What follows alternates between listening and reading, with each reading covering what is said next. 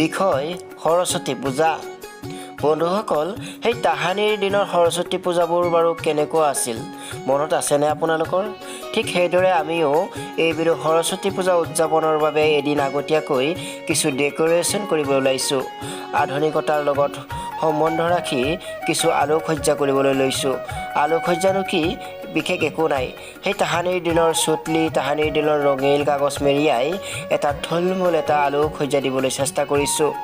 নমস্কাৰ বন্ধুসকল, স্বাগতম জনাইছোঁ মোৰ অন্য এটা ভিডিঅ'ৰ মাজলৈ। আমি আৰম্ভ কৰিছোঁ সৰস্বতী পূজাৰ কাম। আপোনালোককো সেই কিছু দৃশ্য আমি দেখুৱাবলৈ চেষ্টা কৰিম। সেই কামৰ পৰা আৰম্ভ কৰি সৰস্বতী মাক আদৰাৰ পিছত পূজাখিনি কৰাকো আপোনালোকক দেখুৱাবলৈ চেষ্টা কৰিম। গতিকে ভিডিঅ'টো সম্পূৰ্ণকৈ চাব। যদি ভাল লাগে লাইক কমেণ্ট কৰি শ্বেয়াৰ কৰিবলৈ একেবাৰেই নাপাহৰিব। গতিকে ভিডিঅ'টো উপভোগ কৰক।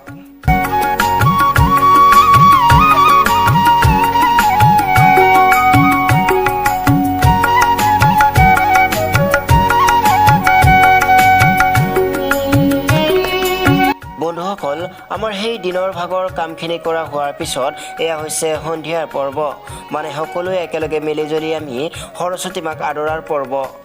সকলোৱে এনেদৰে উলহ মালহেৰে ওলাই আহিছে।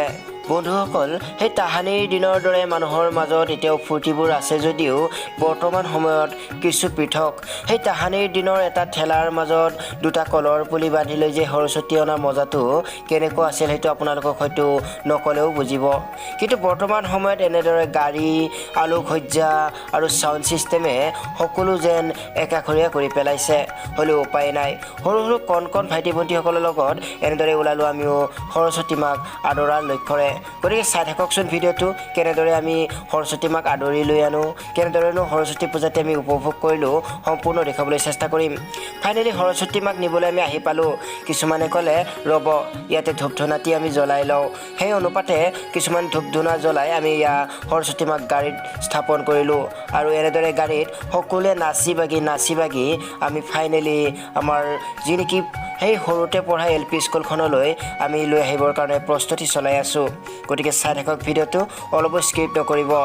ভিডিঅ'টো যদিও মজাৰ নহয় কিন্তু কিছু হ'লেও পৃথক, কাৰণ সৰস্বতী পূজা বুলি কোৱাৰ লগে লগে সকলোৰে মনত অকণমান নষ্টালজিক হৈ পৰে, কিয়নো সেই তাহানিৰ দিনৰ কথাবোৰ বাৰুকৈয়ে মনত পৰে নহয় জানো? গতিকে আহক সৰস্বতী মাক আমি সকলোৱে আদৰি আনো।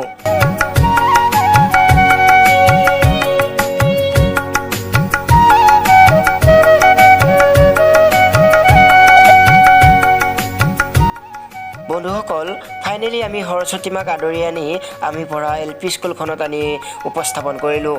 আৰু কাইলৈ ৰাতিপুৱা সৰস্বতী মাক পূজা অৰ্চনাৰ কাৰণে প্ৰস্তুতি চলাবলৈ লৈছোঁ।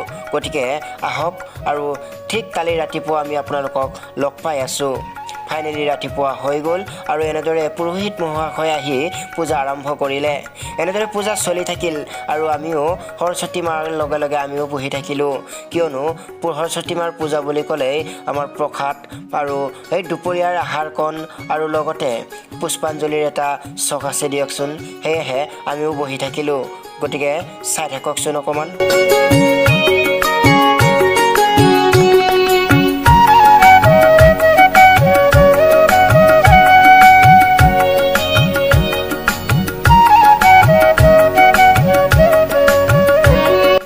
বন্ধুসকল, সেই সৰস্বতী পূজাৰ দিনৰ সেই দুপৰীয়াৰ আহাৰকণলৈ আপোনালোকৰ মনত নপৰেনে বাৰু?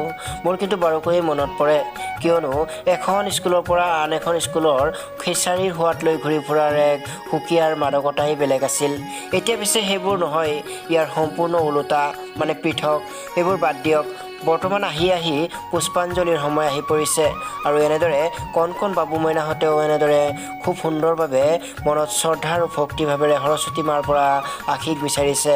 মই সৰস্বতী মাৰ ওচৰত এয়াই কামনা কৰোঁ যে সৰস্বতী মায়ে এই কণ কণ ভাইটি ভণ্টিসকলক বিদ্যা আৰু বুদ্ধিৰে পৰিপূৰ্ণ কৰক, আৰু আপোনালোকেও আশীৰ্বাদ কৰক যাতে কণ কণ বাবু মাইনাহঁতৰ ভৱিষ্যতবোৰ খুব উজ্জ্বল নক্ষত্ৰৰ দৰে সদায় জিলিকি থাকে যেন।